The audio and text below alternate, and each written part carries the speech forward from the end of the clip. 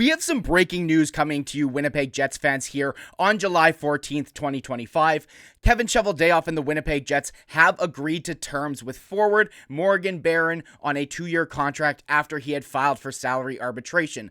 But we're going to talk about this deal, why I think this is a great deal for the Winnipeg Jets, who Morgan Barron is as a player, and how he fits into the Winnipeg Jets future. But before we do hop into the video, I couldn't help but notice in the past 28 days, it looks like 86.5% of people watching the videos here on Jets Digest were not subscribed to the channel. We just passed 1,000 subscribers. I'd really appreciate if you guys hopped on the train. Make sure you don't miss a beat, as we're going to be talking Jets throughout the entire offseason and, of course, into next season. But now let's hop into the video. And before we do hop into the exact deal that Morgan Barron signed with the Winnipeg Jets, I'd like to first talk a little bit about the trade that brought him over here. First of all, this is going back. We're going to take ourselves back to 2022, March 21st, when the Winnipeg Jets trade Andrew Kopp, who is on an expiring deal, and a 6th-round draft pick for Morgan Barron, a conditional 2nd-round pick that turned into a 1st-rounder, a 2nd-round pick, and a 5th-round pick, which the Winnipeg Jets, I just have to give Kevin Cheveldayoff, his credit here. What a phenomenal trade. We all knew that Andrew Kopp was not going to re-sign with the Winnipeg Jets. He was 27 years old that year, was looking for a big pay upgrade as he had been playing middle 6 minutes. But this was very much a guy who was due for an upgrade, and some other team was definitely going to pay him more than the Jets would be able to.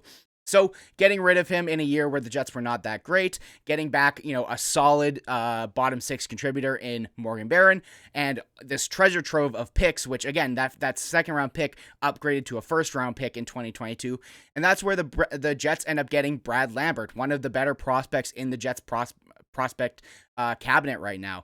That 2nd-round pick that was from the St. Louis Blues, that's when the Jets draft Elias Solomonson, who right now, for my money, would be the Winnipeg Jets' best prospect. Like, he looks like he could potentially fight for a spot on the team next year. He's still very young, looking good. And then even that 5th-round pick, the Winnipeg Jets turned that around and drafted former, Canadian junior goalie, Thomas Milic, and he right now looks like he's going to be he is currently the best goalie prospect in the Winnipeg Jets pool. I'm pretty high on him. It's tough to really project a goalie, but regardless, we're not here to talk about just this trade. We're here to talk about Morgan Barron. So let's hop over to the contract that was signed. Of course, Elliot Friedman, the premier insider in the business, tweets out, Morgan Barron and the Winnipeg Jets settle on a 2-year deal at $1.85 million AAV. So, is this a good deal? I'll say this to you guys right now. I really like this deal. The biggest thing for me is that Morgan Barron had filed for salary arbitration. And when you file for a salary arbitration and you're really close to becoming a UFA, the max deal that can be given out is only 1 year. So, avoiding that and getting a deal that works well for both the player and the team. First of all, salary arbitration can be weird because you're going into a place where, a team is trying to convey information to show why they shouldn't have to pay you so much money. Whereas you're trying to go, no, I'm worth this.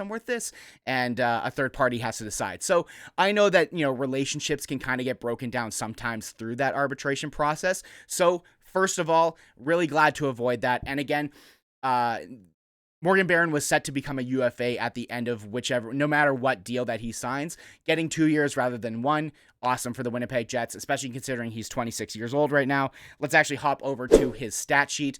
So this is for last year. He had 74 games played, 8 goals, 7 assists, 15 points. As you can see, he is 26 years old, turning 27 soon. 2 more years, and that kind of takes him to the end of his prime. And getting value on a deal like this is great for the Jets.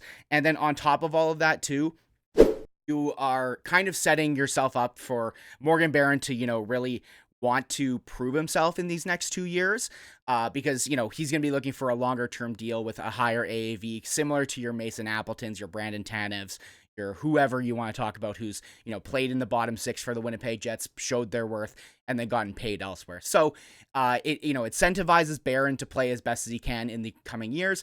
And obviously the Winnipeg Jets aren't tied down to a player who is a bottom 6 guy.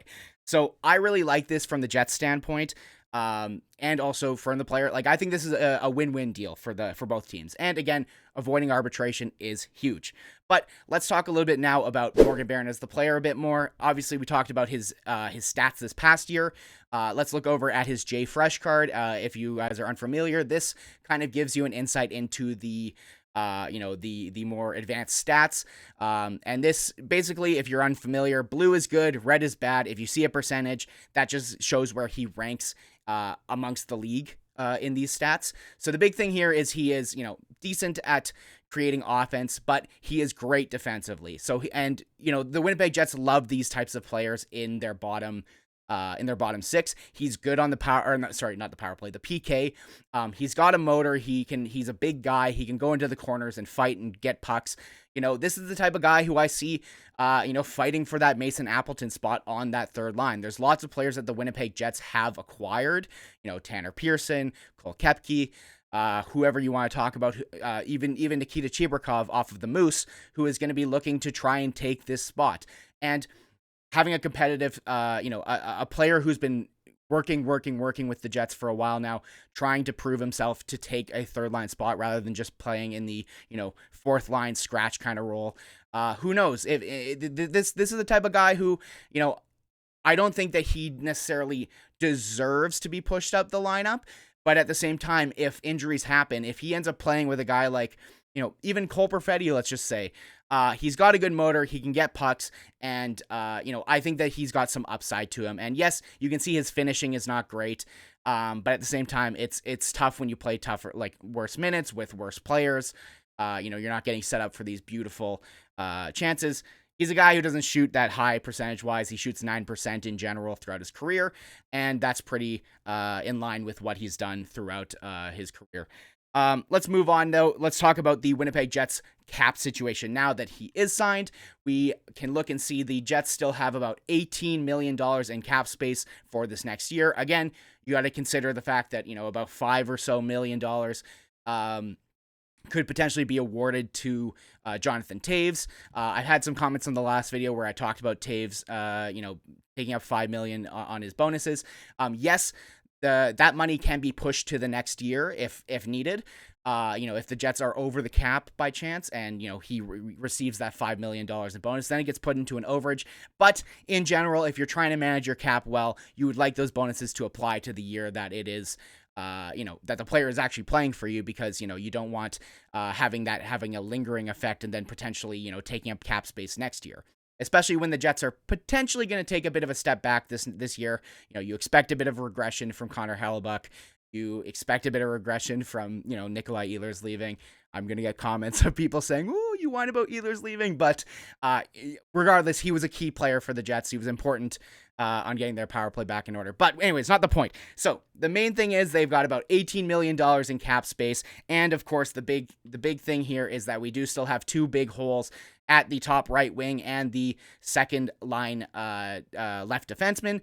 Of course, those spots are for Gabe Vilardi and Dylan Samberg, who have both also filed for salary arbitration. We've been hearing reports that Dylan Samberg is looking for a longer-term deal and does like it here in Winnipeg, which is good considering, if he wanted out, he could force himself out by just saying, "No, I want to sign a one-year deal, go to arbitration," and then he's a UFA as soon as next summer. But seems like he wants to stay here, which is great for the Winnipeg Jets because he is super-duper underrated around the league. A phenomenal second-line defender. Honestly, for my money, could even be a top-line defender, but you're not going to overtake Morrissey's spot. And, of course, you have Gabe Vilardi in the top there. In general, I would say the Jets need to, look at probably around $15 million for those two players if you want to get them on long-term deals. I would imagine that, wait, did I say 15? I meant to say more like 13, 12 kind of thing.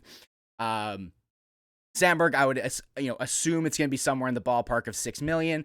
And, Vilardi, I would imagine could, it all depends on term for him.